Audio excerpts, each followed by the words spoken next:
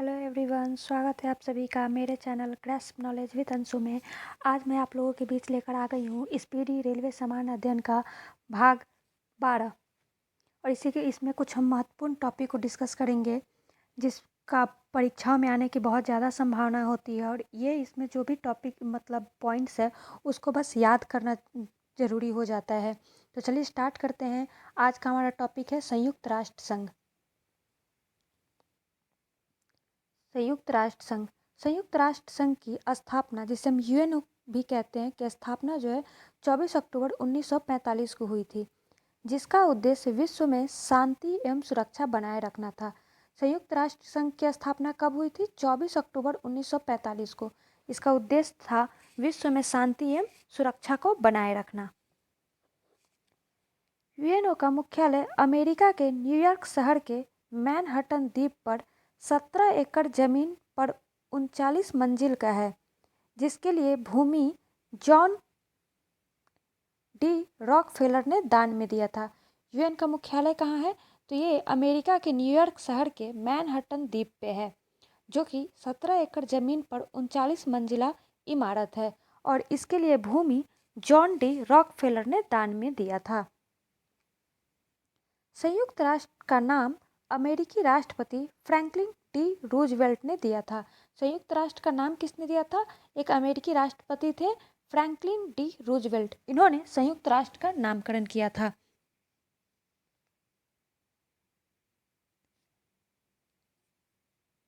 UNO दिवस जो है 24 अक्टूबर को मनाया जाता है। ये बहुत ही इंपॉर्टेंट क्वेश्चन हो जाता है। यूएनओ दिवस कब मनाया जाता है? तो ये 24 अक्टूबर को मनाया जाता है। यूएनओ के वर्तमान सदस्य देशों की संख्या 193 है। यूएनओ में देशों की कितनी संख्या है अभी वर्तमान में? तो 193 है, जिसका 193वां जो सदस्य बना है देश, वो है दक्षिण सूडान। दक्षिण सूडान जो है यूएनओ का 193वां सदस्य बना है।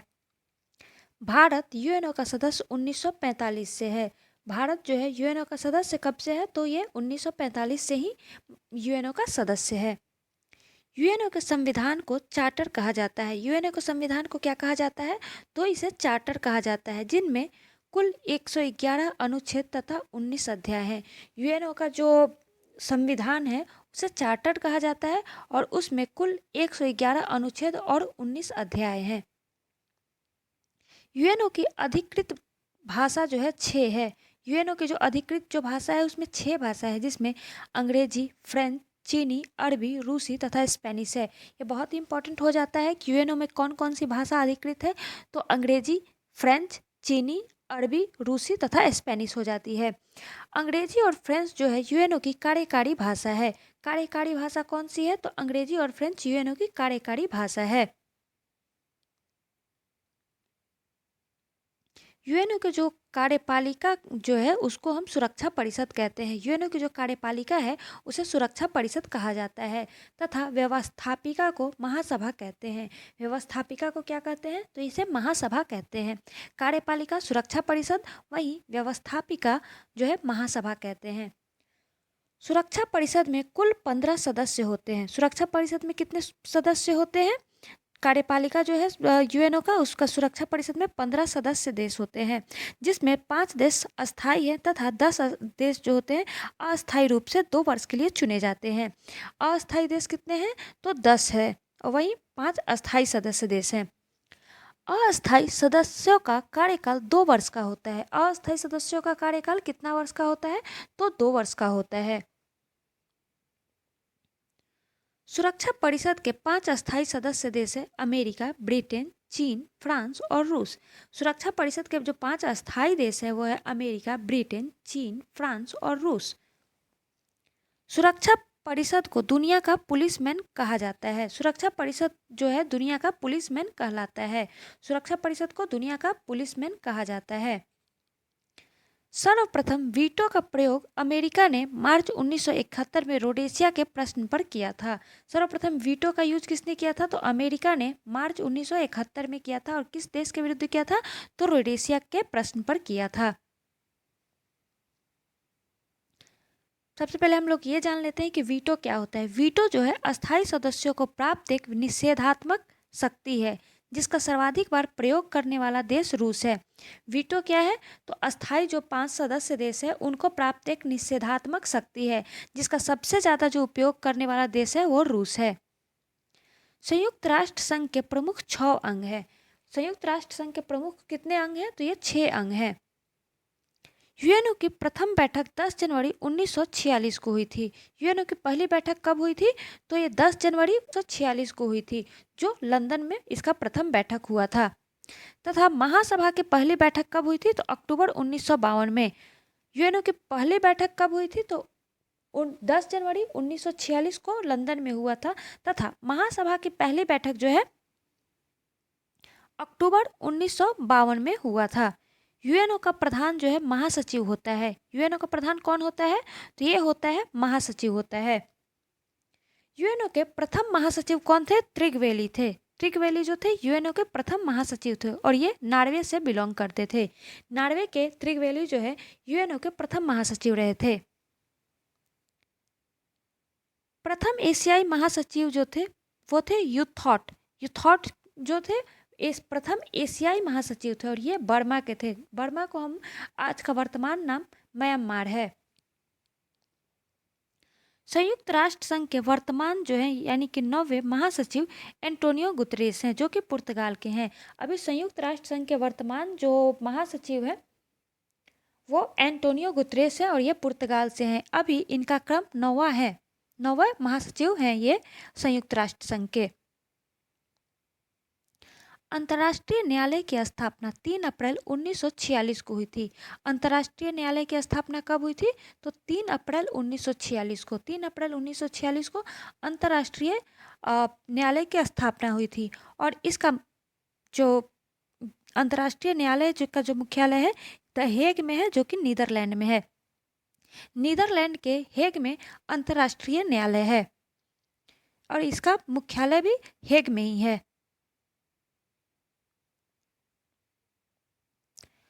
अंतर्राष्ट्रीय न्यायालय में न्यायाधीशों की संख्या 15 है। अंतर्राष्ट्रीय न्यायालय में न्यायाधीशों की संख्या कितनी होती है? तो 15 होती है, जिनका कार्यकाल 9 वर्षों का होता है। अंतर्राष्ट्रीय न्यायालय में न्यायाधीशों की संख्या 15 है और उनका कार्यकाल 9 वर्षों का होता है।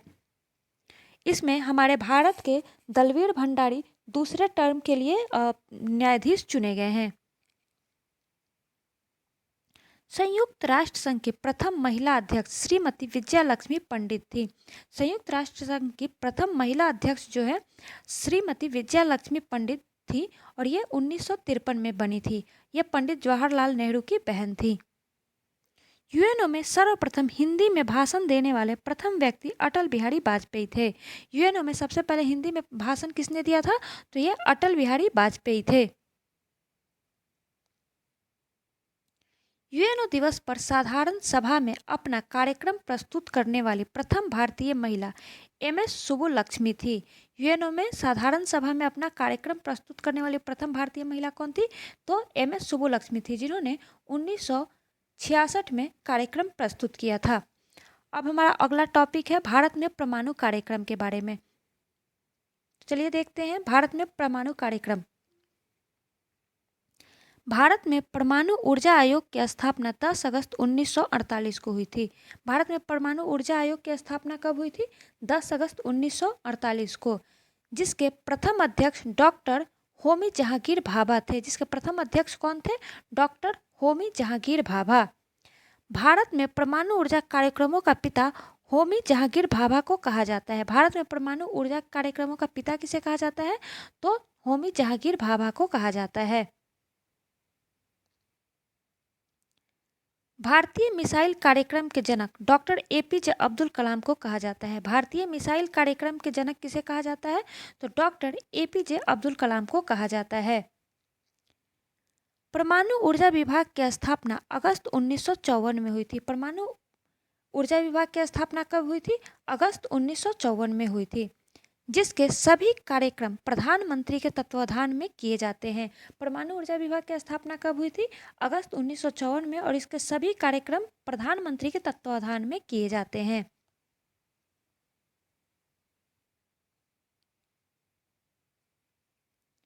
भारतीय नाभिकीय ऊर्जा निगम, भारतीय नाभिकीय ऊर्जा निगम NPCIL की स्थापना 1987 में हुई थी। भारतीय नाभिकीय ऊर्जा निगम की स्थापना कब हुई थी? 1987 में। तथा परमाणु ऊर्जा नियामक बोर्ड की स्थापना 1983 में हुई थी।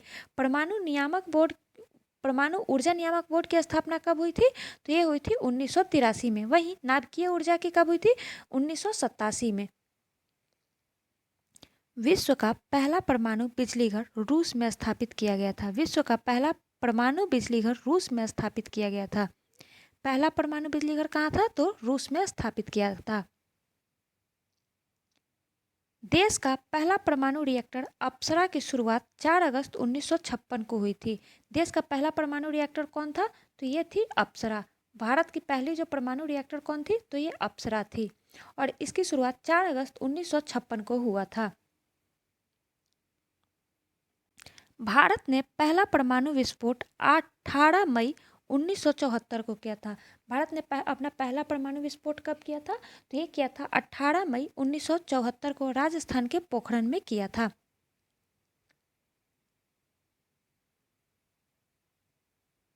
चौबीस वर्ष बाद यानी कि 1998 में फिर से 11 मई को 3 व 13 मई को 2 भूमिगत परमाणु परीक्षण भारत ने किया।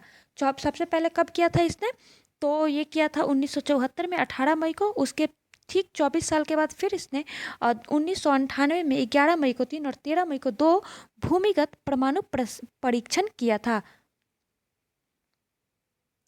प्रथम भारतीय उपग्रह आर्यभट्ट को 19 अप्रैल 1975 को सोवियत संघ यानी कि रूस के कॉस्मोड्रोन से प्रक्षेपित किया गया था। भारत का जो प्रथम उपग्रह कौन था? तो ये था आर्यभट्ट।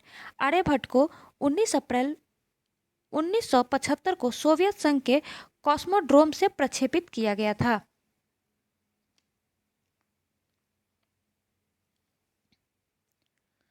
स्वदेश निर्मित प्रथम उपग्रह इनसेट 2A को जुलाई 1992 को अंतरिक्ष में स्थापित किया गया। स्वदेश निर्मित प्रथम उपग्रह इनसेट 2A को जुलाई 1992 को अंतरिक्ष में स्थापित किया गया। भाभा परमाणु अनुसंधान केंद्र बार्क की स्थापना 3 जनवरी 1954 को ट्राम्बे मुंबई में हुआ, जिसका पूर्व नाम ऊर्जा संस्थान था। भाभा अनुसंधान केंद्र यानी बार्क की स्थापना 3 जनवरी 1954 को ट्राम्बे मुंबई में हुआ, जिसका पूर्व नाम ऊर्जा संस्थान था। बार्क का पुराना नाम क्या था? तो ऊर्जा संस्थान था, जो कि 3 जनवरी 1954 को बार्क के नाम से जाने जाने लगा।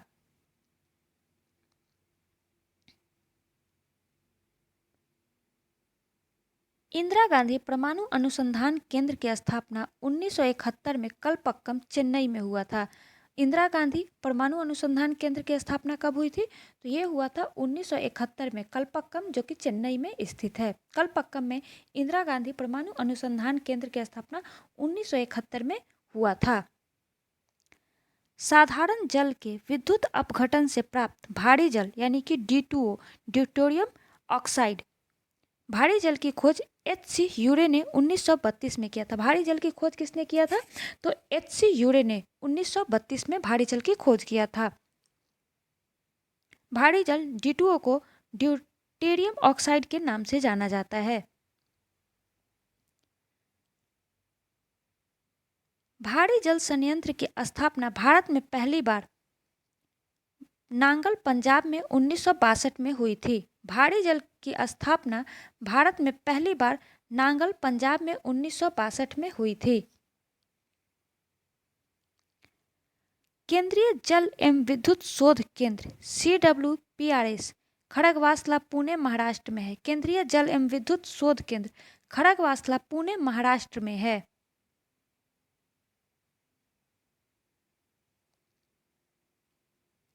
भारत में प्रथम जल विद्युत केंद्र की स्थापना 1897 में दार्जिलिंग में की गई थी। भारत में प्रथम जल विद्युत केंद्र की स्थापना 1897 में दार्जिलिंग में की गई थी। भारत एवं भूटान की संयुक्त जल विद्युत परियोजना चूखा वांगचू नदी पर स्थित है।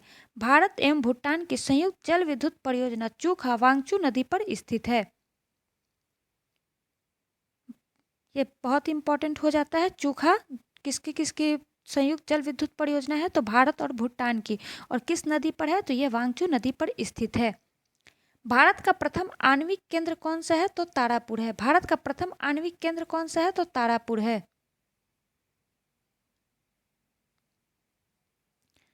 तारापुर परमाणु विद्युत घर का निर्माण कब हुआ था?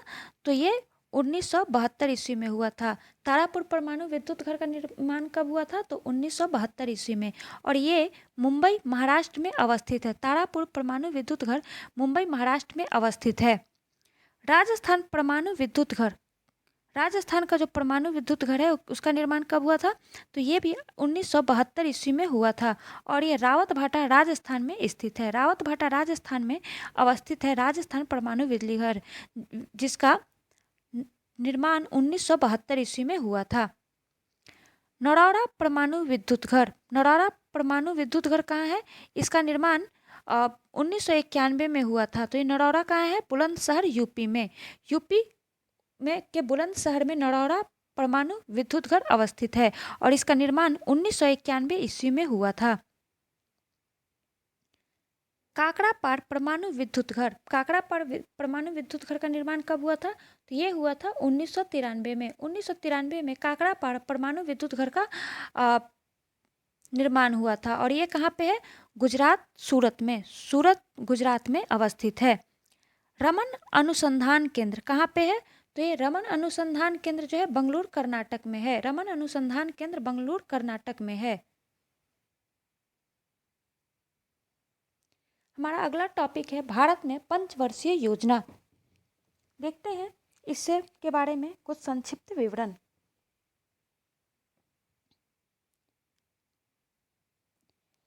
भारत में पंचवर्षीय योजना रूस से प्रेरित है। भारत में पंचवर्षीय योजना जो है वो रूस से प्रेरित है। भारत की जो पंचवर्षीय योजनाएं हैं वो किससे प्रेरित है? तो ये रूस से प्रेरित है। योजनाओं की अंतिम स्वीकृति या अनुमोदन राष्ट्रीय विकास परिषद प्रदान करता है। जो भी योजनाएं बनती है उसकी अंतिम स्वीकृति कौन देता है? तो ये देता है राष्ट्रीय विकास परिषद।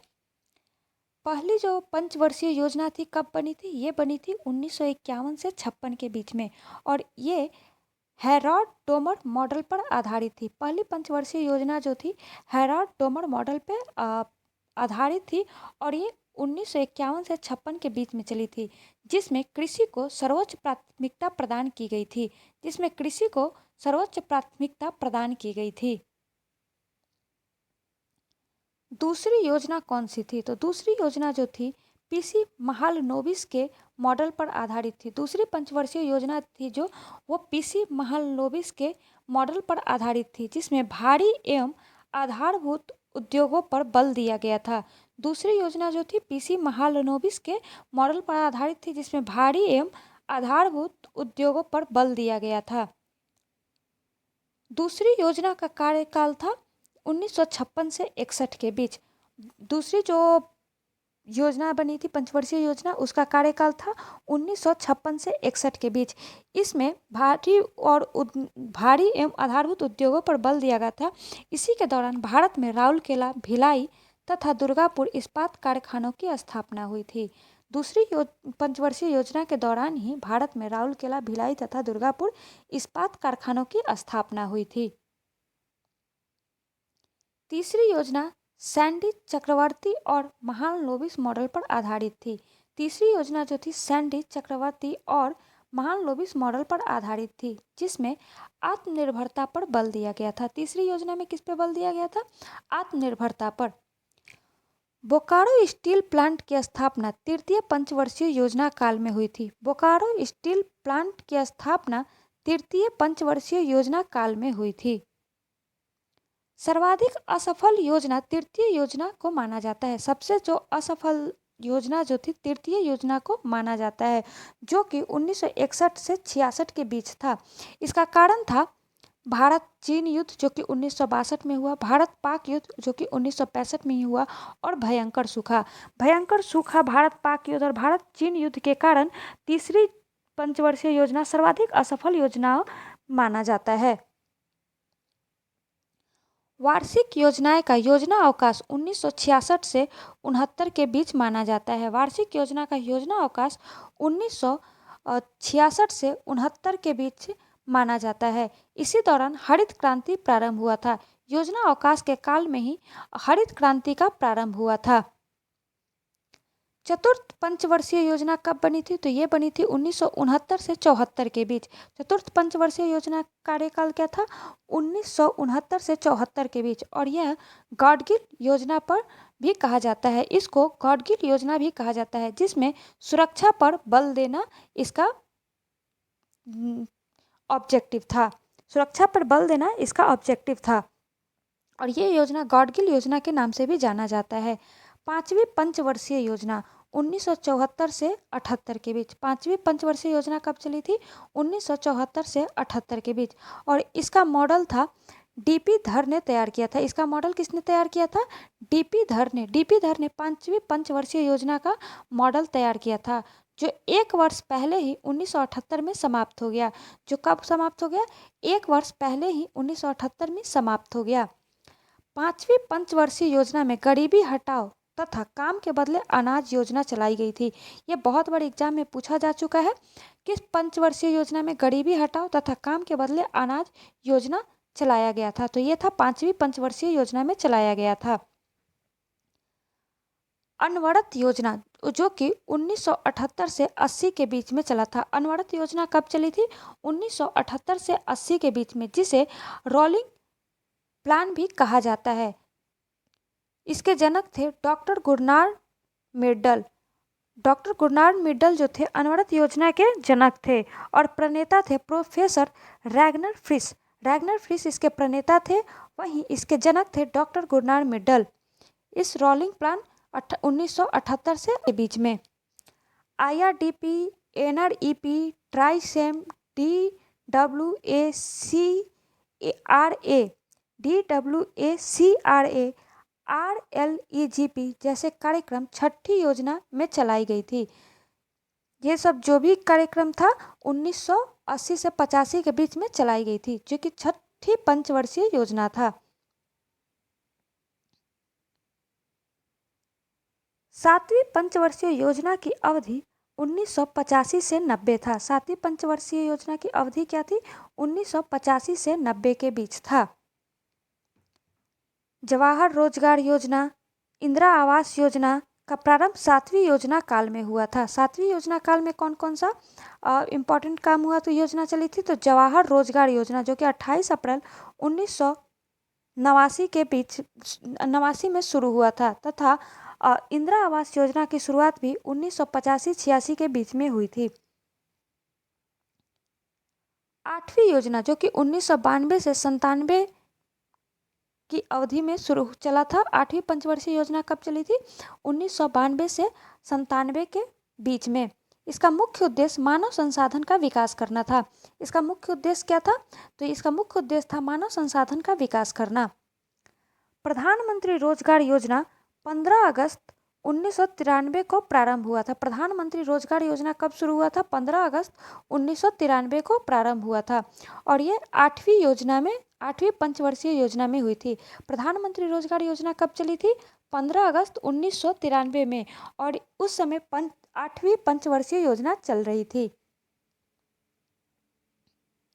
नौवीं योजना का उद्देश्य सामाजिक न्याय और समानता के साथ आर्थिक विकास करना था। नौवीं पंचवर्षीय योजना का उद्देश्य क्या था? तो सामाजिक न्याय और समानता के साथ आर्थिक विकास करना था। सामाजिक न्याय तथा सामाजिक समानता के साथ आर्थिक विकास करना था। 10वीं योजना का अवधि 2002 से 2007 थी। 10वीं पंचवर्षीय योजना की अवधि 2002 से 7 थी। 10वीं पंचवर्षीय योजना जो थी अब तक की सबसे सफल योजना में थी। 10वीं पंचवर्षीय योजना जो है अब तक की सबसे सफल पंचवर्षीय योजना रही थी। 12वीं पंचवर्षीय योजना की अवधि 2007 से 12 के बीच थी। 11वीं पंचवर्षीय योजना की अवधि जो थी वो 2007 से 2012 के बीच थी। 12वीं पंचवर्षीय योजना की अवधि 2012 से 17 के बीच थी। 12वीं पंचवर्षीय योजना का मुख्य उद्देश्य तीव्र संपोषणीय और अधिक समावेशी विकास था। किंतु 12वीं पंचवर्षीय योजना बीच में ही रुक गया था और इसके जगह पे इसका स्थान ले लिया है नीति आयोग ने, जिसका गठन 1 जनवरी 2015 से इसने अपना कार्यकाल शुरू कर लिया है। 12वीं पंचवर्षीय योजना पूर्ण नहीं हो सकी और इसके स्थान पर नीति आयोग आ चुका है। इसी के साथ आज का हमारा ये सीरीज यहीं समाप्त होता है। अगर आपको पसंद आए तो प्लीज़ चैनल को लाइक सब्सक्राइब कीजिएगा। Thank you.